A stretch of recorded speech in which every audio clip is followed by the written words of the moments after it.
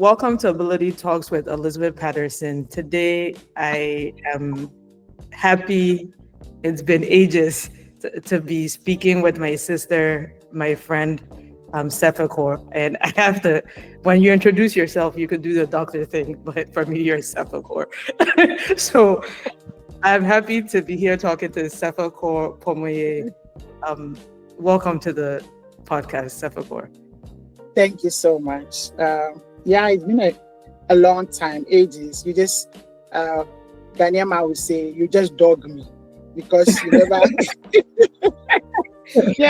you just didn't want to come to the US anymore. So it's good to see you again, especially on this terrain of motherhood. I'm so happy and glad for you. As you said, my doctor thing, I don't want to put it aside at all. Yes, I'm a doctor. Please don't own it, and put it out there. All right. So please introduce yourself and all that you are. I'm Dr. Mrs. Sefakor Pomoye. Currently the Director of Inclusive Excellence at the College of Medicine and Health Sciences at the University of Vermont. But in my second hat that I wear, the founder and the CEO of Enlightening and Empowering People with Disabilities in Africa. So maybe for the sake of those who don't know me, I'm a person with physical disability from polio at the age of 8. I'm right now in my wheelchair, sitting down with you. I don't know what you are sitting in.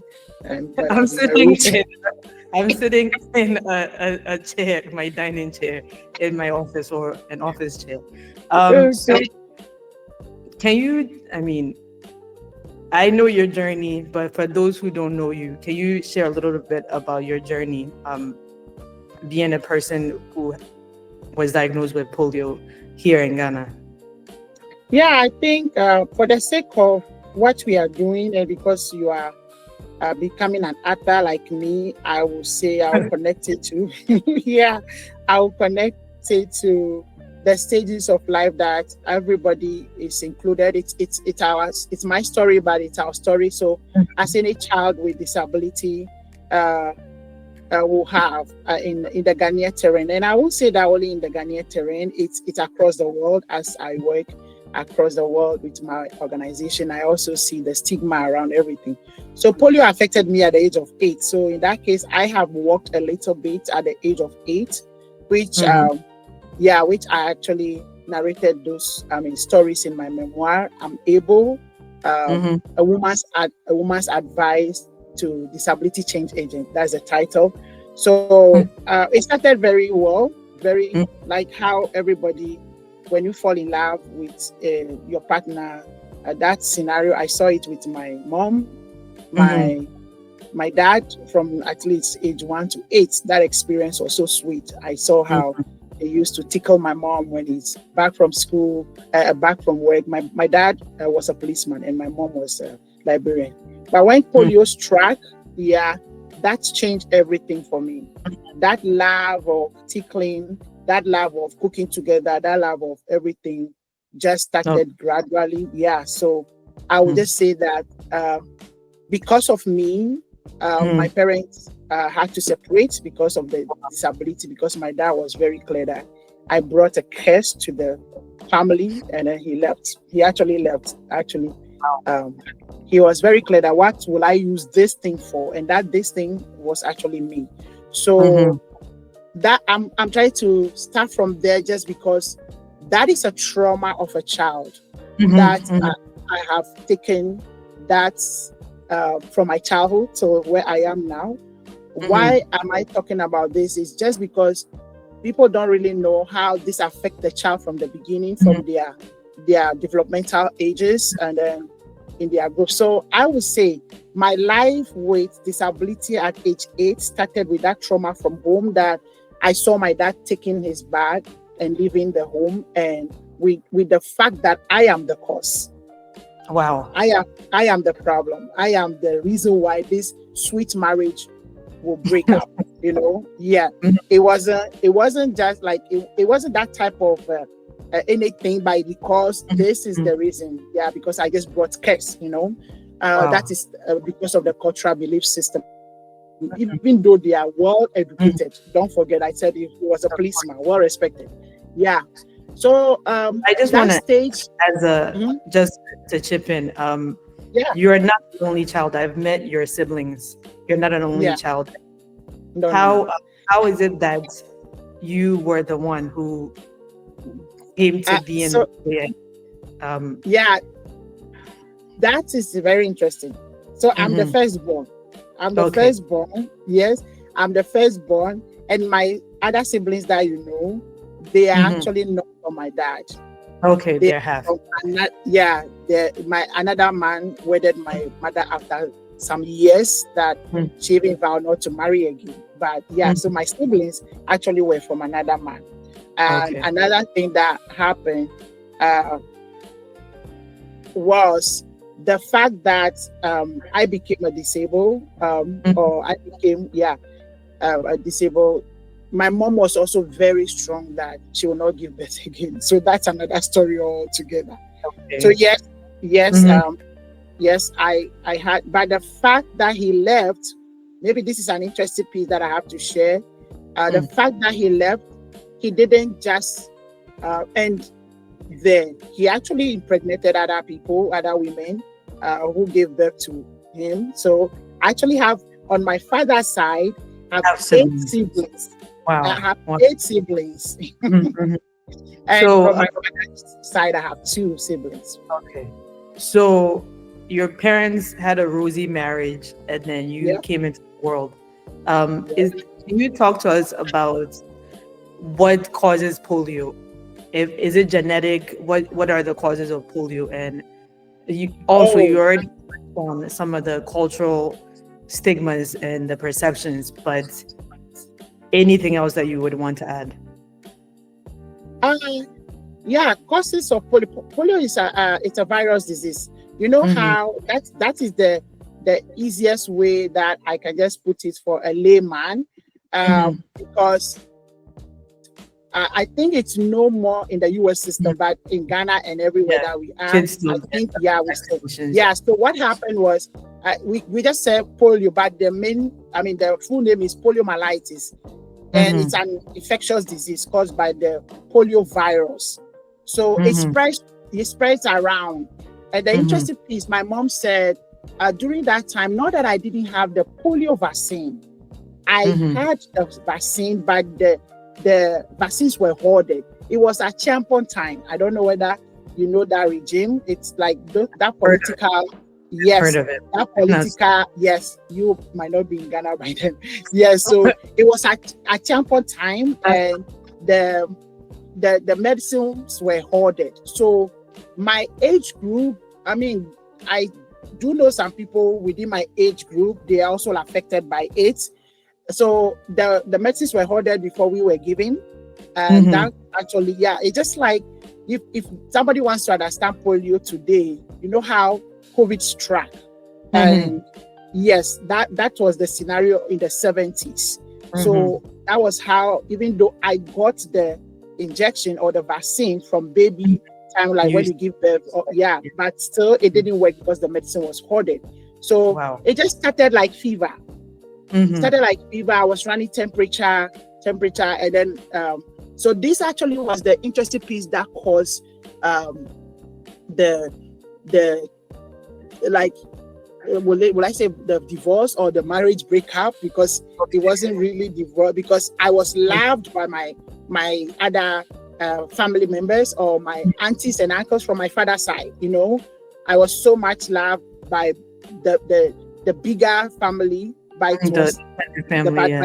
yeah, since my dad left the scene, it's like that created the, yeah. So I won't say it was well planned Mm-hmm. divorce, yeah, but it started with that. So what happened was, which I wrote in my book anyway, was the fact that when I was running temperature, my mom rushed me to. They used to go to.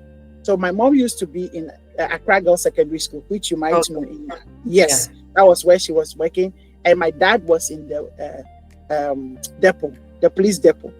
So my dad was actually expecting my mom to send me to the police depot hospital, Mm. which we used to go. But that day, because of the bureaucracy, when I had the first fever, she had to rush me to a private hospital. Hospital, yeah. Exactly. And then Mm, that was the beginning of the whole thing. Especially, he had to pay for some amount of money, and then mm, da. And he became so furious. Why didn't you maintain the place that we used to go? And yeah, so that was the beginning of my fever. And then to some extent, when we came back to the um, polyclinic, and mm-hmm, we realized that I couldn't sit down. My thing actually started from sitting down. While I used mm-hmm. to sit down, jump, and do all those things before, but all of a Yeah. sudden, during that fever, after a week or two, it's like Mm-hmm. I started bedridden. That was my Mm. journey, and then I couldn't sit down. And Wow. yeah, so I became paralyzed. In short, Mm-hmm, so polio will affect your most of the time your lower limbs, and mm-hmm. that is how mine started, and it affected only my left leg. So my Okay. left leg uh, got paralyzed, but my right one is active. How do I know? From childhood, we used to go to so many Mm, uh, treatment. I would say, the Ghanaian contest. So my mom mm-hmm. was a stand Christian, so we will go to prayers, but we will also go to what, because she was going to the hospital also. So 37 military hospital, we had a PT there. We will go to that one. Then Okay. polyclinic. We went to so many That's places for fine. PT therapies. is physical therapy. Yeah. Yeah. Exactly. So In during case the of physical therapy, that was when I realized that my left leg was dead, because they mhm, used to pinch it with a needle, and have it it will not move. And I'll see it, but it will not move. There's no life in it. But the wow. right one, yes, the right one was moving. So that It's was one. interesting the parallels. I remember when I woke up from the accident, the coma, and Mhm. when I was in the coma, everything was normal. My arm was extended, my legs were extended, everything was quote unquote normal. And then Mhm. as I came out, and my left arm would stiffen up because of the spas. I still cannot pronounce this word. How Yeah. spastic the muscles had become. My Mhm. parents started to wonder what was going on. So they thought obviously everything was normal until I guess gravity kicked in, and I'm just blown away by the similarity. Doctors Mhm. and therapists will come in and do the whole like poking, can you feel this? Can you feel that? And to this, Exactly. if I could say I'm grateful for the fact that if you touch my left side, I Yeah. still have feeling. So for me, it almost kind of gives me hope that Mhm. maybe my arm can move again. But I just thought that was very interesting. So fast forward, you are eight, you have polio. Talk to us about going to school in Ghana. How is that? Were you in school, enrolled in a mainstream school or a special school? And then tell us about your education journey. So my education journey was very interesting. I started because my mom, as I said, was a librarian. So I started under her table. Yeah. So she used to take me or carry me at her back, which was full of taunting. People were really annoyed, and because of At stigma. 8 years, Like, yeah, at eight because years old, wow, at age, yeah, imagine, because I was tall, I am tall, you are yeah, tall. I'm Yeah. stocky lanky. So carry me at the back and sending me to the office. That was a big part for her.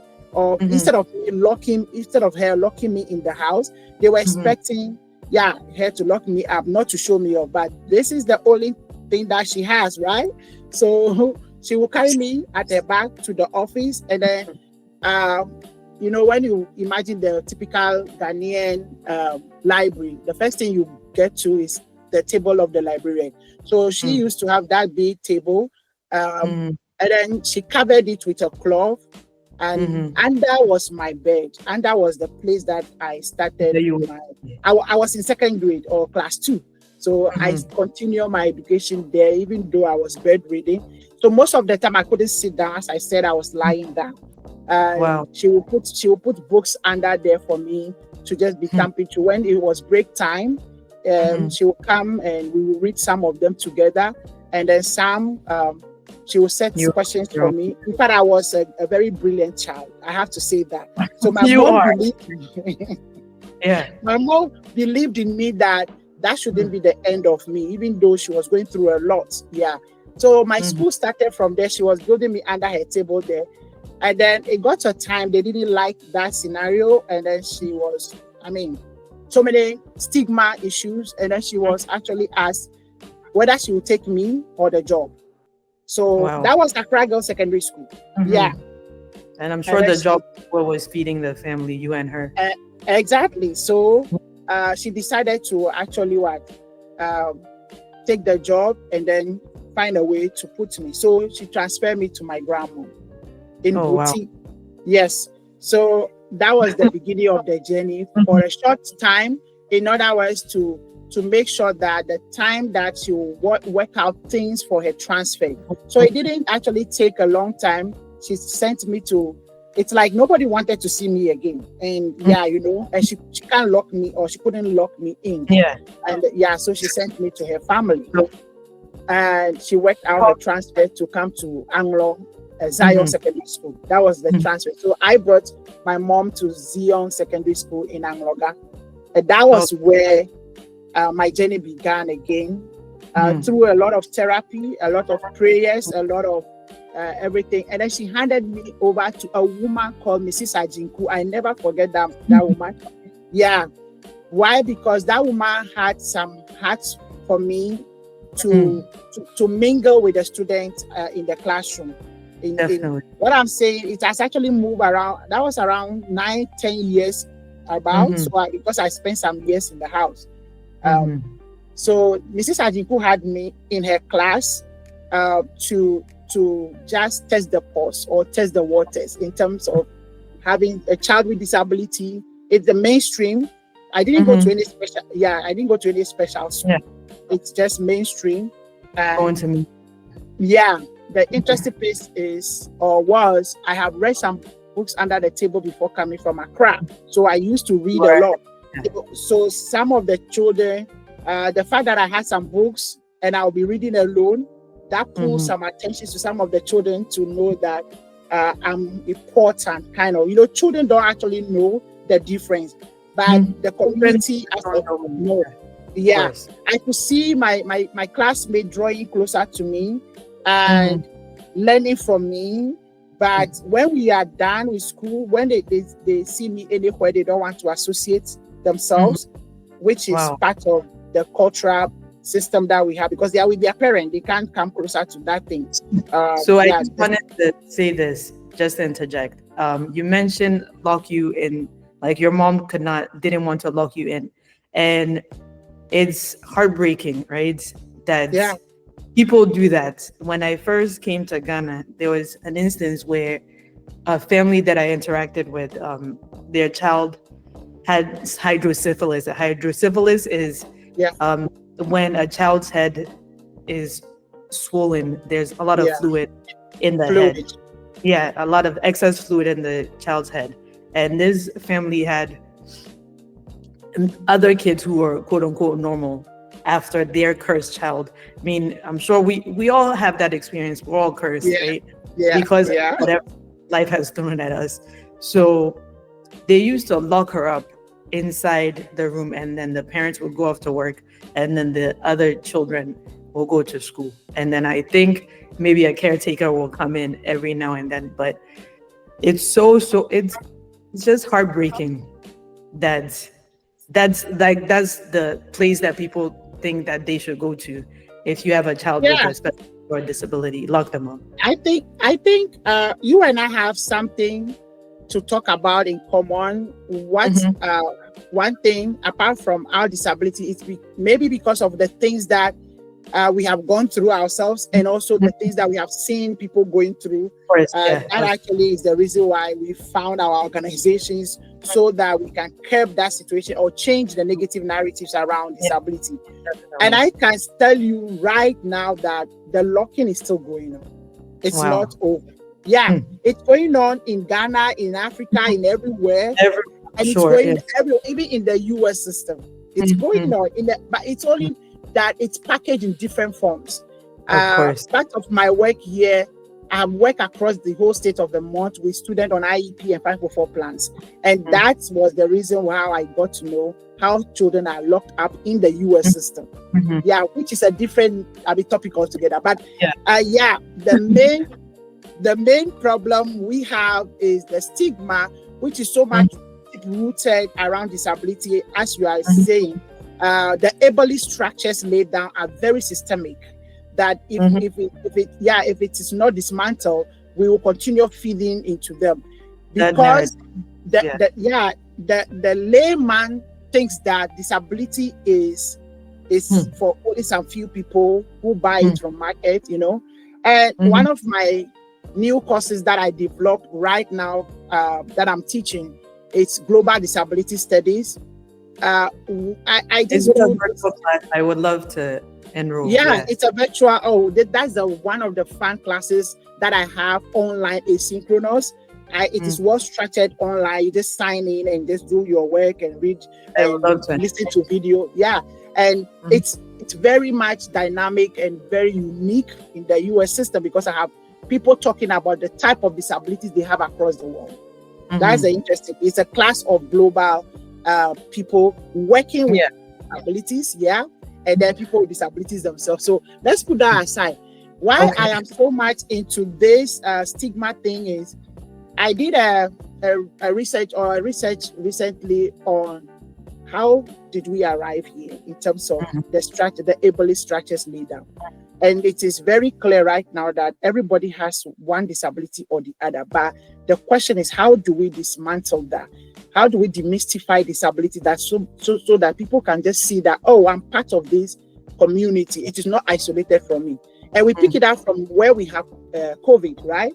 COVID is part of, everybody who has trauma, you have invisible disability, which we don't even mention in Ghana or Africa. So yes, that's another topic altogether, I know.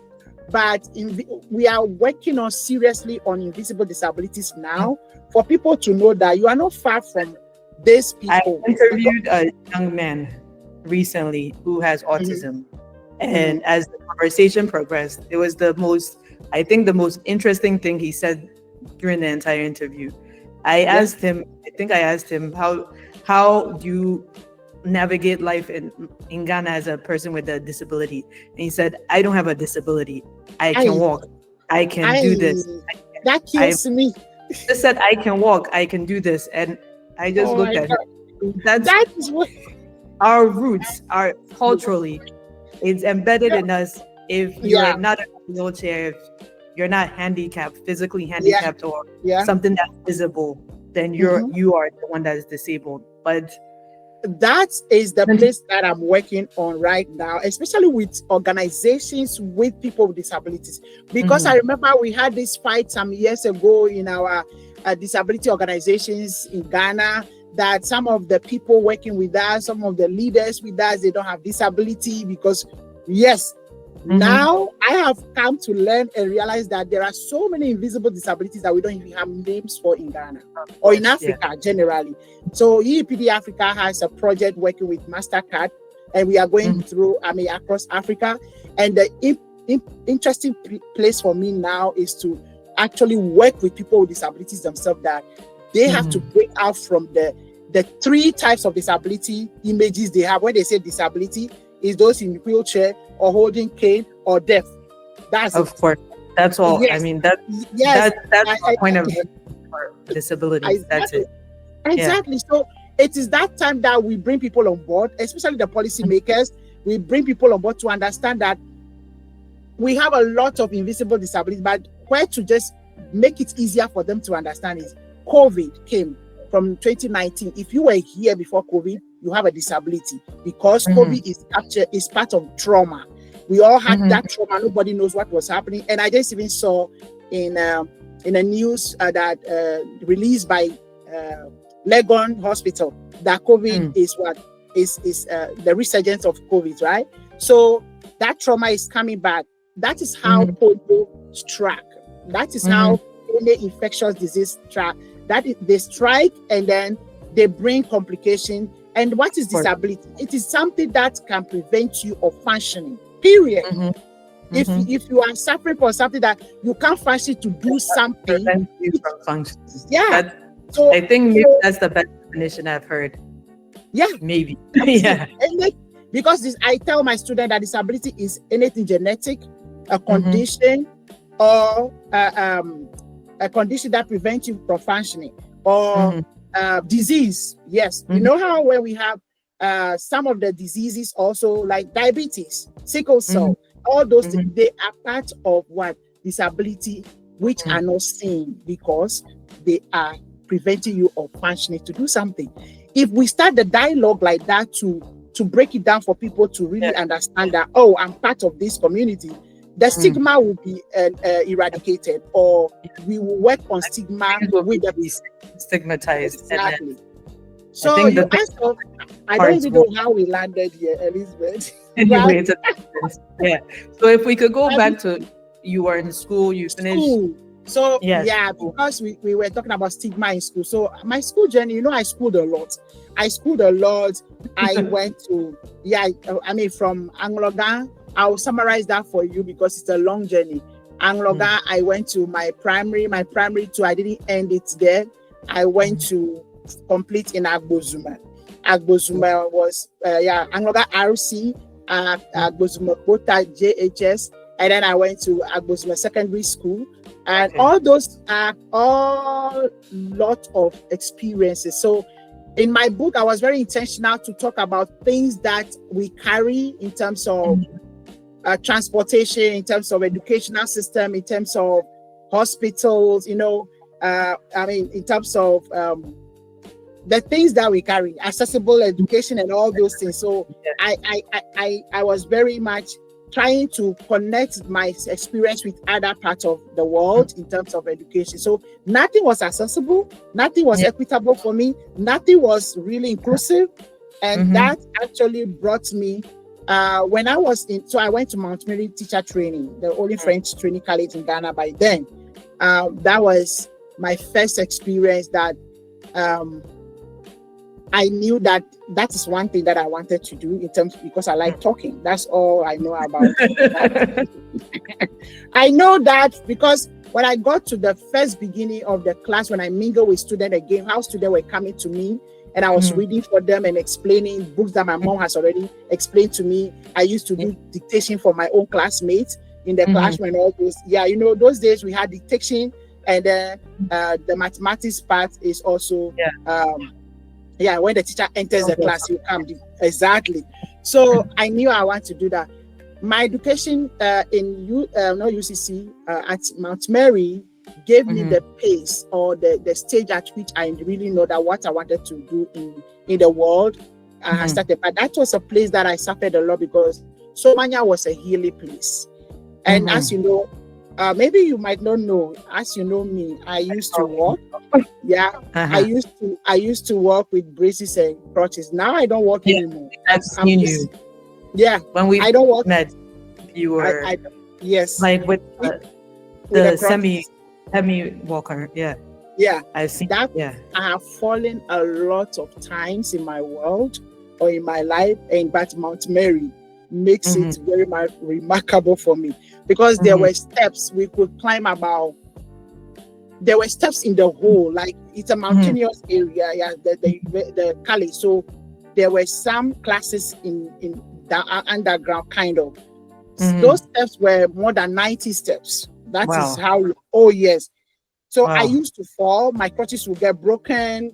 I like my everything that you hear about me, it's about You falling. said the things we carry, but how burdensome is that if all you want is to be able to, I will tell you my nonprofit access education, right?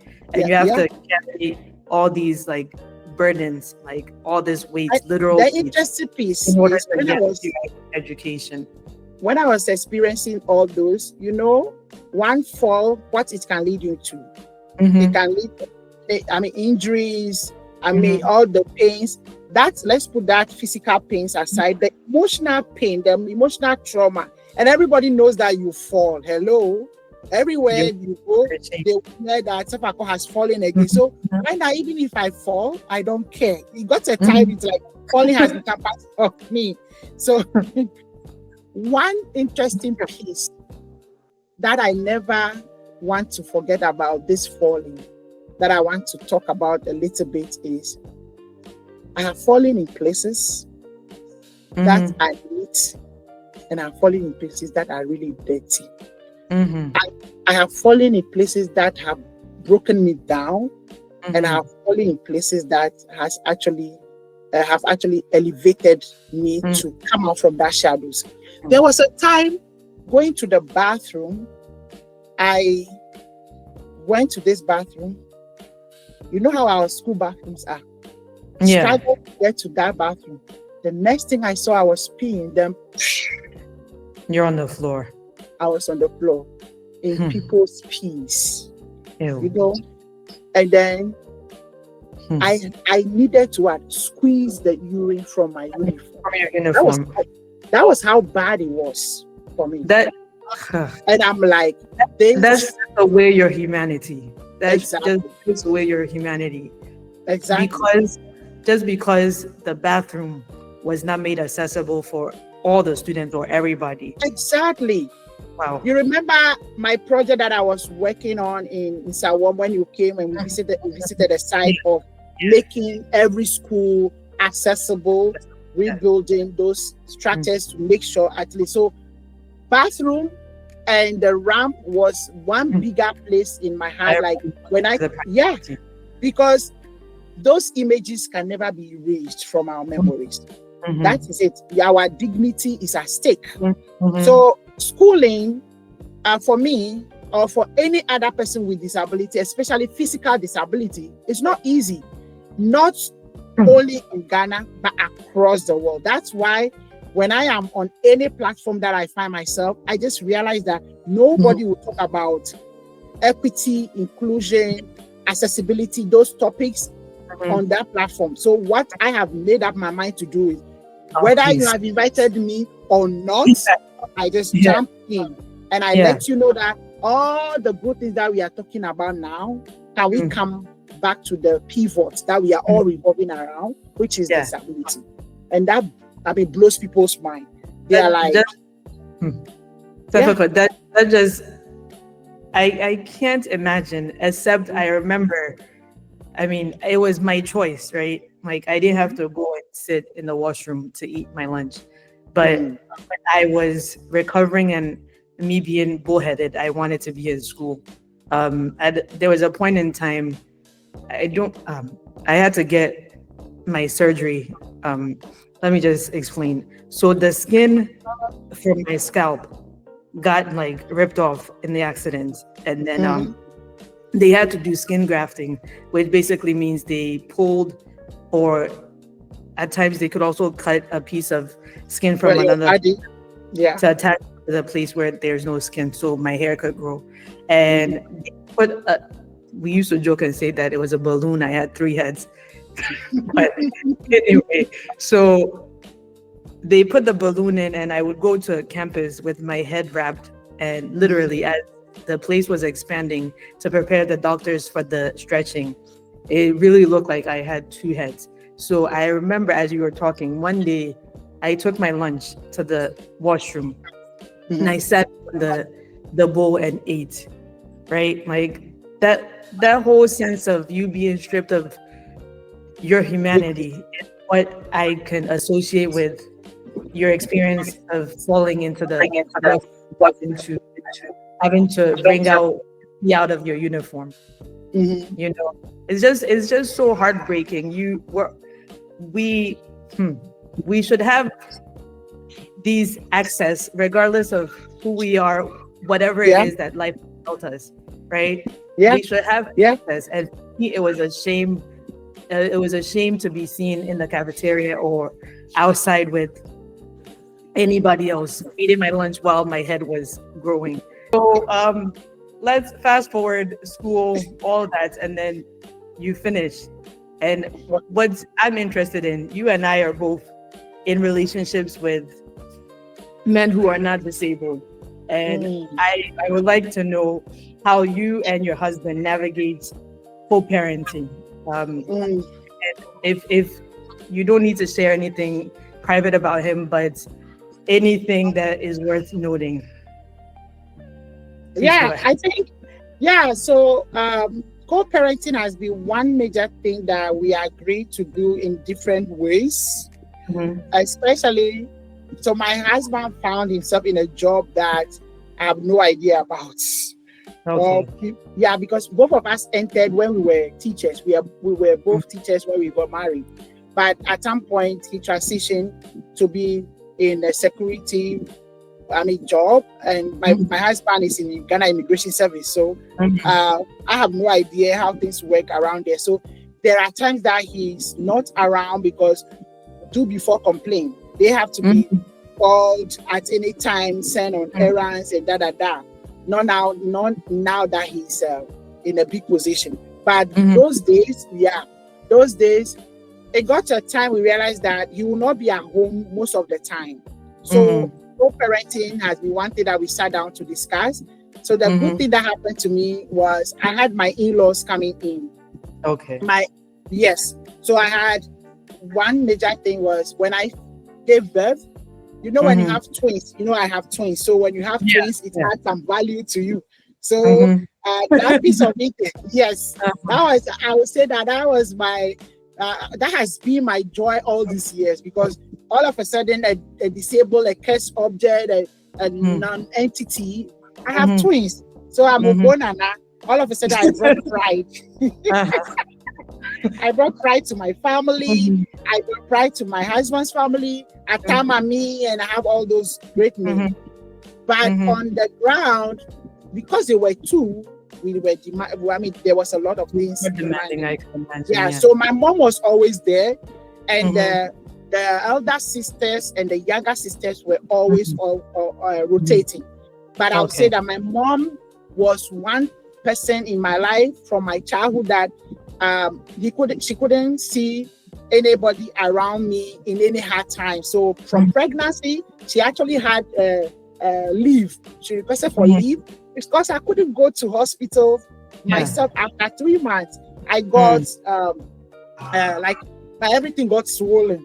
Like I Wow. couldn't walk. Yes, so from 3 months, I had nurses and Mhm. because I stayed in Salon for a long time, I had built some good relationship with them. So they used to visit me at home and then Mhm. all those things. So co-parenting started when I gave birth, and then my mom was there. My younger siblings were also there. Mhm. They were rotating. I didn't feel a thing. I can tell you that. It takes a village, but I want to Yes, so it took a village. when you and your husband met and you were Yeah. dating or courting each other, or he was courting you, Mhm. was there ever a point where he took you to the family, and what was the reception? Oh yes, that. So as I said, my husband, I met him in Sawam. We were Mm-hmm. all newly posted to Sawam. I Mm-hmm. came to Sawam as a French teacher from Mount Mary, and he also from Jasico or Jasican Training Cali. He was teaching maths and science by them. So we met, and then we didn't meet on that lane of being courting and friendship. No, we met as brother and sister. Do you know how the areas where we meet in an island everywhere, just like in America now? Wherever you meet a Ghanaian, it's your brother, your sister. Like, whether it's an Akan or whatever. When we meet in Ghana, every region that you are coming from, we know how we blend together. So that same thing happened when Aide or where people met in Akan land or Equiapim land, we became brother and sister. And he wasn't the only one. You know me, how zoom into relationship. So I had about 3 or 4 of them as guys that I will have in my house. They will visit me. We will cook together. We will do everything together. This guy among them will go extra mile. We will wash together. We will wash, and That's he would, yeah, uh-huh. we will dry the things. And then Mm-hmm. it got a time. He was in a village out of town called Damai, and then it got a time They will organize themselves without my knowledge, and they will come with full staff that now today is full time, or some, that was the journey of our beginning. So it got to a time when he really proposed that he wanted to take this to the next level. I'm like, nope. Oh, wow. Because why? I have to say that in my journey, this is one strong thing that I carry to everywhere that I go to. In my journey, my mom was very, very clear that I can have only two things to survive in this world: God and education. And Elizabeth, I will not deceive you. That is the only thing that I hold on in my journey. I don't regard anything. I don't look at anything. And I know one other thing, which I wrote in my book. My mom was very clear to tell me in my book, The Mirror page, that is chapter 4 in my book, is The Mirror. My mom used to do a very critical training in our culture with me of calling you at dawn to psych you. I don't know whether you have that in account, but in a way, when your parents call you around that 4 to 5 o'clock to talk to you, that was one major thing.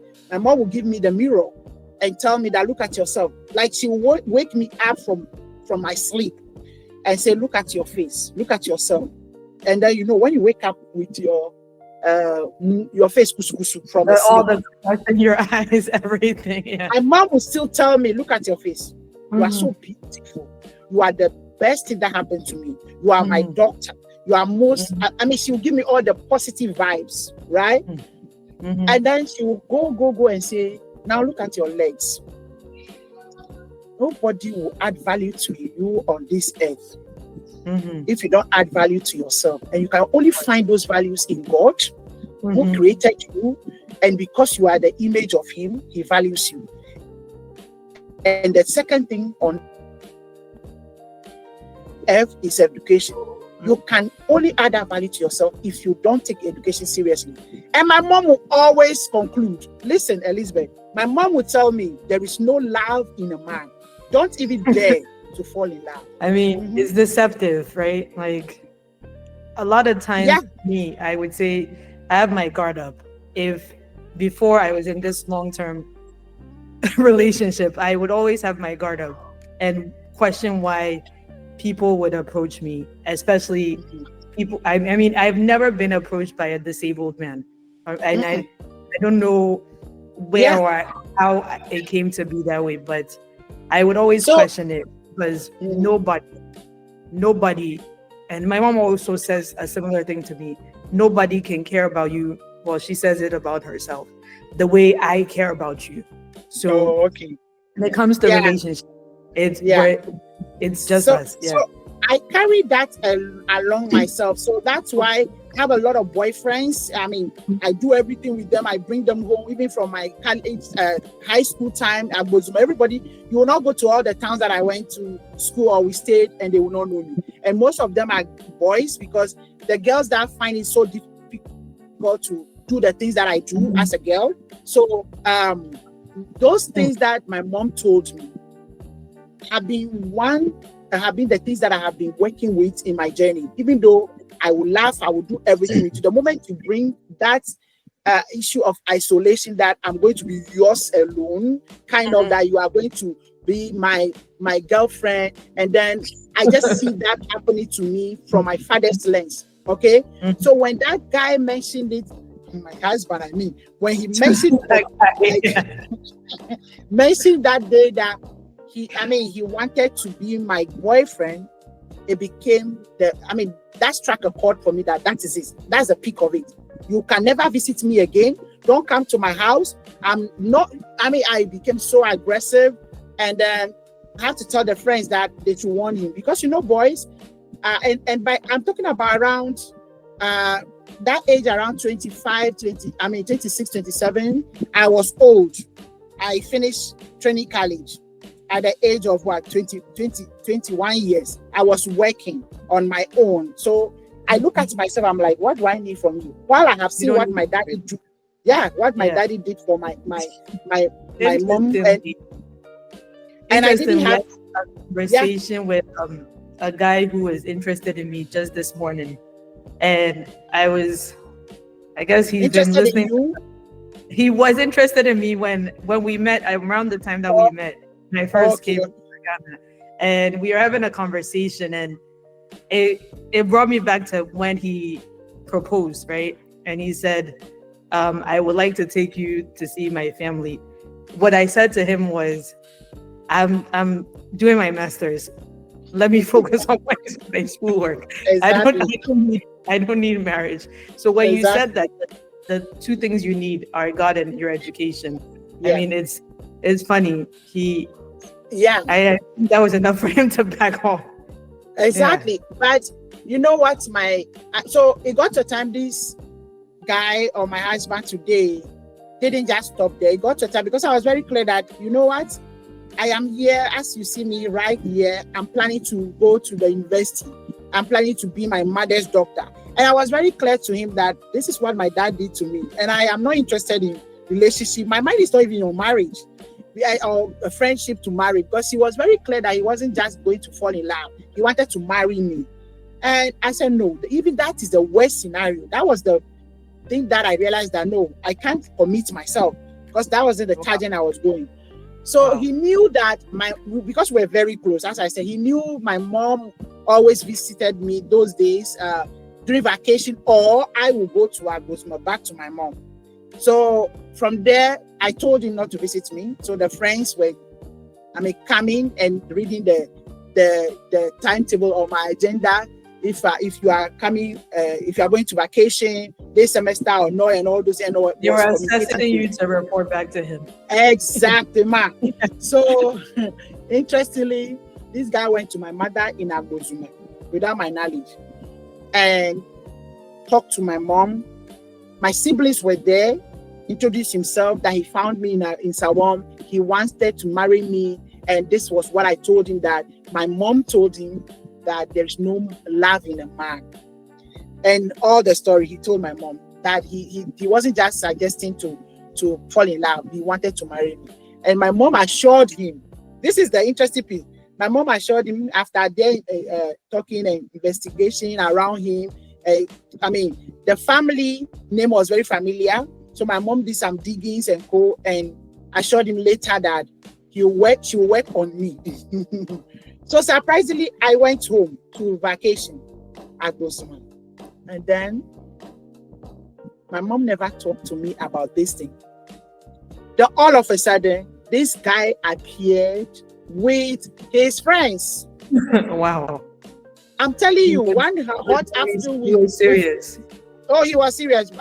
One afternoon, we finished eating our banku and was just lying down under the mango tree there. Mm-hmm. And then we heard our go, and my younger brother went to open the door. This was this guy. And I was shivering. My body was as if the ground should open so that I would enter. Because to me, nobody knew him, you know. Mm-hmm. So I'm like, what am I going to talk to? What to be the discussion here? What are you doing here? My mom immediately said, "Oh, miawe solo, miawe song." Started, welcoming. Yes, welcoming them, and that was the place that I'm like, do you know these people? Because the reception was very friendly. It wasn't like, who are you? But it was welcome back, something like that. And long story short, my mom told me all the things that happened behind me. And I saw from my husband, interesting, my husband proposed to me in front of my mom and my stepdad and my siblings. Wow. That was where he gave me my promise ring in the middle here. I wore that promise ring for some years. Yes, because so long story short, my proposal came. Now he had to introduce. I had that my family decided no, and then he had to introduce me to the family. He introduced me to the family. They received me very well. My mother-in-law especially, I never forgot or forget anything that happened that day. They actually gave me a very warm reception, unified or unique stool to sit on, and all those things that day. When we were in the journey, getting ready to courtship, And then he started introducing me to the bigger family because they are also from a big family. The Pomeis are very, big when you hear that name. So it got to a time, I would say that we got married in 2003. And then when we got, so in the courting stage, I have decided. 2003 you got married. What? Yeah, we got married 2003. But but I actually left Nsawam to school before. I went to school 2002 to UCC. I was still, focusing on my agenda, my educational. Yeah, I had a promise ring on me because he knows all those are my plans. I told him that I'm not going to get married and that. So that was one thing that he knew, that I would still follow my vision or my missions that I have in life, or my destiny, as I call it. So when I entered UCC first year, he was like, if I don't get this done on time, somebody will snatch you from me. So I went to UCC 2002, then 2003, 1 year after. In my second year in UCC, we got married.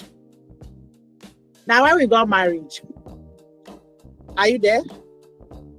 Yeah, okay. I'm here. When we got married in 2003, I sat him down and I'm like, yes, this happened, or we sat down, but the reality is I'm not ready to give birth in the university. Schedules, I can't take it. I don't even know how it will be. It will be my first pregnancy and that. That actually was a piece for him. Why? Okay. Because I will finish my university from 2003 to 2006. So, and for him, he was just making sure that he wanted to secure me, not to lose me. So yeah, at that time, as you know, I don't know whether you have experienced that. When you get married, especially my wedding was very much loud. We had it in Tesano. I was very clear that I wanted my wedding to be very, very loud so that everybody with disability can take some inspiration from me. And he didn't. He accepted it. So I didn't do my wedding, even though I was staying in Sawam. That's where they know me, in my church.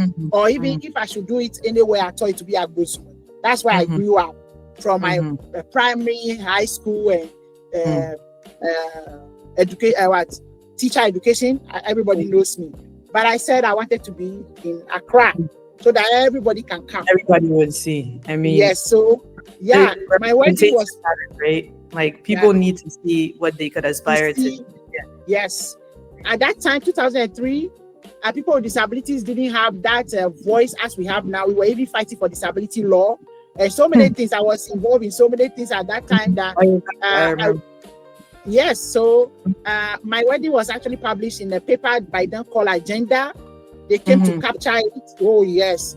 When I say loud, it's like having CNN or satellite on you today.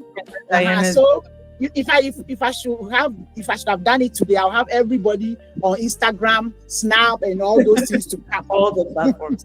See, here's the thing too, that's different from me. We have a lot in common, but like I just did an interview yesterday where we talked about my journey into acceptance as a person with a disability, right? Like for a long time. Is it acceptance from your own acceptance or acceptance in the okay. It's like I would say for a while, because I wasn't born this way. I've struggled to accept myself as the person that I am. Yes.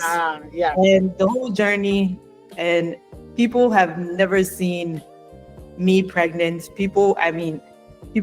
You've barely seen my kids, and we go in.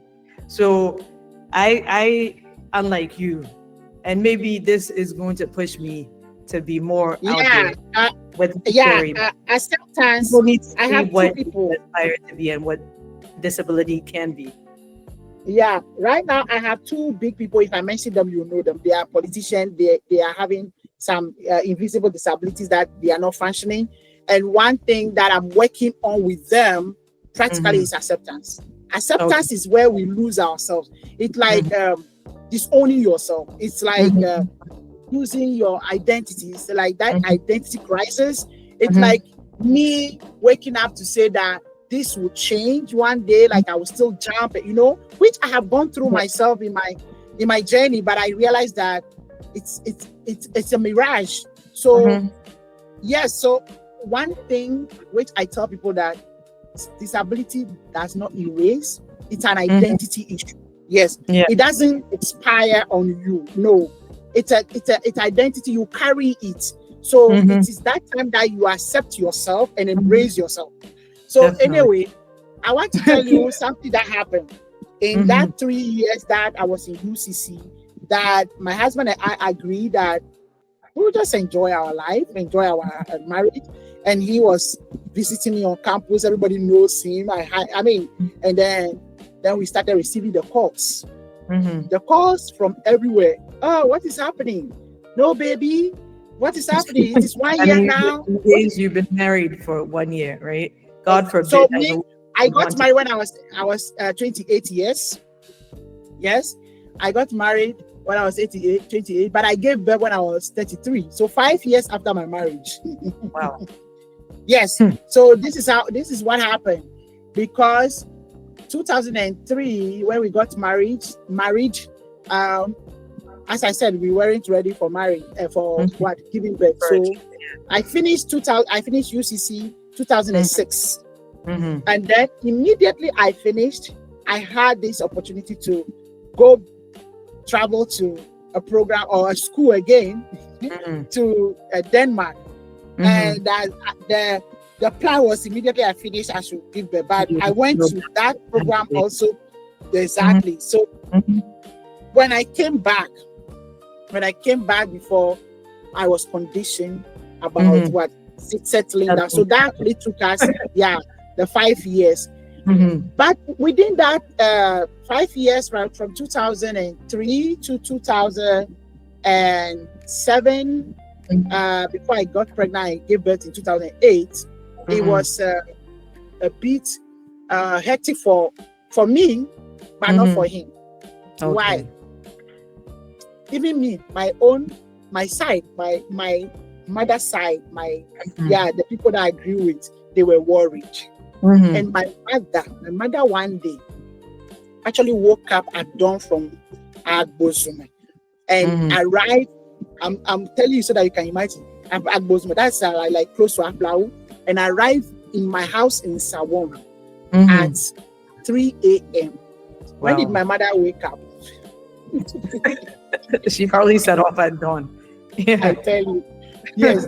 She said she took the 12 midnight ride and then came to me. And Mhm. I was like, what happened? What brought you here this job? Because the one with me helping, like, was my husband's uh, uh, family member who actually was with us that time. I was like, what Mhm. brought you? Auntie just came and called me. What happened? My mom was like, yeah, what is happening to you? What has Mhm. gone wrong? It's about 4 or 5 years. I mean, what is happening? About 5 years Almost since you got married. What is wrong with you? exactly. What is Yeah. wrong with you? And Mhm. I said, hey, so that's why you came, Mama? He said, yes, because I need to know I'm your mother. And Mhm. my mom was very clear. Barrenness is not part of our Family. family. Hey, she was serious. And then she started counting. My mom, they were 10, and she's the last born of 10. And all the Mhm. siblings have given birth. My aunties the least before her giving birth to us three, the least was 7. Almost everybody had 10, 11, 12 in the family. Those are my aunties. Mhm. So I have a lot of cousins. When something happens and we settle, like a family issue, it's a whole family. So Everyone she stepped started up. narrating all those to me, like, look at this, and this person Mhm. has a grandchild already, and da. And I'm like, Mama, those people who are grandchildren, they are not me. I have a They know different, you. Yeah. but she didn't understand. And then I realized if my mom could do that to me, I don't know. Mhm. So other people were asking, they will call, hey, Sophie, I'm just checking. Do we have Mhm. our baby? Because anybody who knows me, I always tell them that I'll give birth to twins, one boy, one girl. Which And you did. Yeah. yes, I'll be talking about it. I'll be praying over it. I'll be telling God that I don't want to take pregnancy for 2 times, only Mhm. once. And that is one thing. And I believe anything that I just put my head on pillow and tell God he does them for me. That I am sure. Yeah. I just know God is faithful to me in my journey of everything I ask. So people, my classmates will call me, where are the twins coming? That was a little bit of pressure, which I know every woman passes through. But this is the peak of it that releases me. My husband came to me one day because a friend who knows both of us, I told him about how the friend was also checking on me. And there, I think that broke the camel's back for him. He was very clear that from today onwards, if somebody asks you about our childbearing or anything, send them to me, especially if they know me or if my family members. Tell them in an aggressive way that they can come to report to me and I'll speak to them. In other words, he said, tell them they should go and ask their man or their son. In other words, I'm referring to him as if he is the one, he is the problem. Yeah, he's the issue. So that's really unheard of that he was especially in our culture, that he was so protective, because I'm sure, I don't know, but maybe this will spark something. I'm sure the fact that you guys were married for 5 years, no kids, maybe somewhere people were whispering, oh, it's because of her disability. Oh, yes. That was the main reason why my mom was also worried about what was happening. But I had to tell him that, to tell her that, no, this is our own arrangement. And then we have a way of knowing what to do. So I told him that it's about husband and wife case. So there's nothing wrong with me. I can get pregnant at any time. But yes, I'm preventing. Simple. Yeah. So, but, that story never stopped, It was in everybody, but the thing is, I was not even listening. That's it, unless somebody calls me directly, because I was doing so many things at the same time, and I wasn't actually my mind. Elizabeth, if there is anything at all that I have been focused on in my life, it's myself, my education, and how to get to the top. I'm very ambitious. That's the word I have to use. Just defy all of the things that I think especially to let my father know. That's why I still keep his name, to know that the Sefakor, who was a useless thing, is the same thing. But I mean, who is a mother, a wife, a doctor, So I was trying all my ways to just get to the top, and I wasn't listening. Debunk all the exactly. So I think that even helped me, because I wasn't listening to what people were thinking about me, which I don't normally do. But he came because of that friend who was so close to us, also maybe passed across the borderline of asking me, because it's a friend to him before I knew. So it was a male friend, and that was the thing. He was like, why don't you tell them that they should come and ask him, because he has been the problem all these years. And if they are annoyed, or they will come and complain or report, especially so that was the place that I was settled, that okay, if my family members, I can handle them, but outside people, I'll send them to you. That's it. So when it was time, when I came back that I needed to and I was settled, I just went and removed whatever it was, my preventive method, and then the following 2 or 3 months, that was it. So it was a journey of, because we, as you can see, we are not even close anywhere. No. Well, in my journey, it's like we talk, we plan, we execute. We talk, we plan, we execute. Remember the time we came to you, and we had to just take that journey and say, let's pass here, let's pass here. These are all my friends.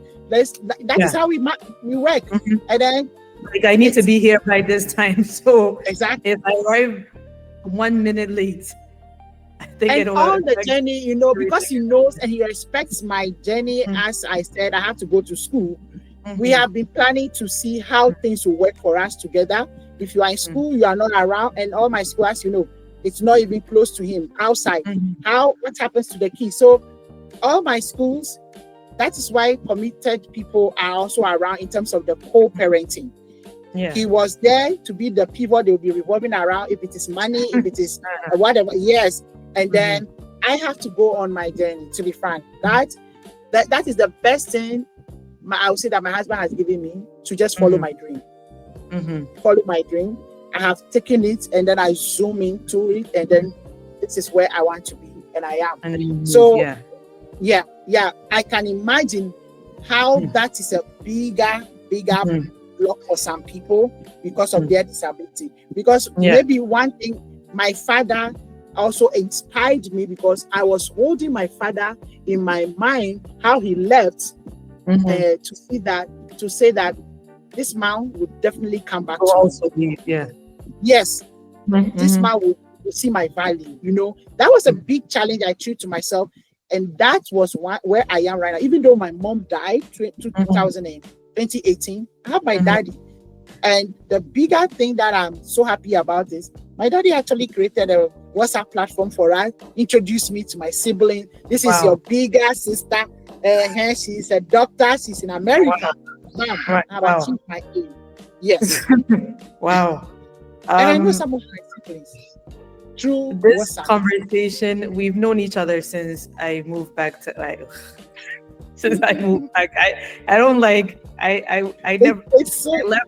Interesting. I've always, Ghana has always been with me in every place that I've been, and we are one of the few people that I met initially, and it was through work, and we've stayed connected, whether you're in the US, whether I'm in Ghana. But honestly, it's been an enlightening conversation to hear about this side of your journey, and I know ours is a little bit rosy. I would say a little bit rosy. But it's not the way for everybody else. I know people whose marriages have broken because of their disability or having a disabled child, right? So it's not the same. I feel like you and I, we could talk for hours, but this was scheduled for 1 hour, and we're a little bit over it right now. So maybe perhaps we have some. Yeah, we could pick up and do our part 2 at some point. We'll coordinate with you, because I'm sure there's a lot more that we need to delve into. I want to get your, I think maybe I know, but I wanted to get your input, your experience as a mother, as a person with a disability. I know for me, as a mother with a disability, I do everything to ensure that, like, not that I have my tribe also, my mom, my sister, other people come in to support, but I do my best to make sure that whatever it is, the care that my children need, I am the source. I'm the one who's there giving them that support, And I really appreciated it. It was beautiful to say co-parenting. It wasn't just you and your husband. It was you, your husband, the extended family. Everybody came in to support. And that's why, unfortunately, your daughter passed away. But your son has grown into the young man that I treated earlier. You greeted, Dr. Sefakor Pomebu. I'm sure there's a lot more to your name. And so, my name, there are 7 Elizabeth, you don't know. It's a whole sentence, don't worry. And then we'll close. Give us the phone. Thank you so much. Yeah, thank you so much for giving me this opportunity. I am always pleased to be with you, because, as you said, our journeys have been rosary, and it's not challenging when we compare it to other people that we are working with. We work with people with disabilities across, and one major thing I know is the pains that we have been pushing our passions, and that actually is the reason why we have to change the narrative, the negative narrative. We have to showcase our values, our dignities, and our pride. I actually have a whole course called Disability Pride, just making sure that the disabled child grows from that pride. I think that is one thing that my mom did in me that nobody can take it out from me, which is the value of human being, that you are but we all lose that in our home. We lose. In fact, I did not, because my mom was grounded in Christian values, to see humanity in me. that this is another replica of God, I wouldn't have been Mhm. here. I always tell people that I would have been on the street Of course, yeah. begging. Yeah. As many So people these are yeah, here now. Yeah. yeah. Anytime, yeah, you have come to this house before, we want you back or call me back. Anytime I'm in Ghana, I'm definitely coming home. And you have been a great part in my journey of, success. So I can't wait to be at your launching of this book. I can't wait to read it. Yeah. And I hope send my love to your sweet husband Andrew. I miss everybody around you. And mom, yes. I'll talk to you backstage about the Anselm thing Okay. later. Yeah. Okay. Yeah. So I'm so proud to be with you in this journey. Thank you so much for giving me this honor to be part. Thank you. My name again is Dr. Mrs. Grateful Miranda Sefakor Ama Komabopome. And on that note, thank you so much for joining us today on our talk with Dr. Sefakor Ama Grateful Miranda. Dr. It's been Ability Talks with Elizabeth Patterson. Thank you, Sefakor. It's been great. We'll talk more. Thank you.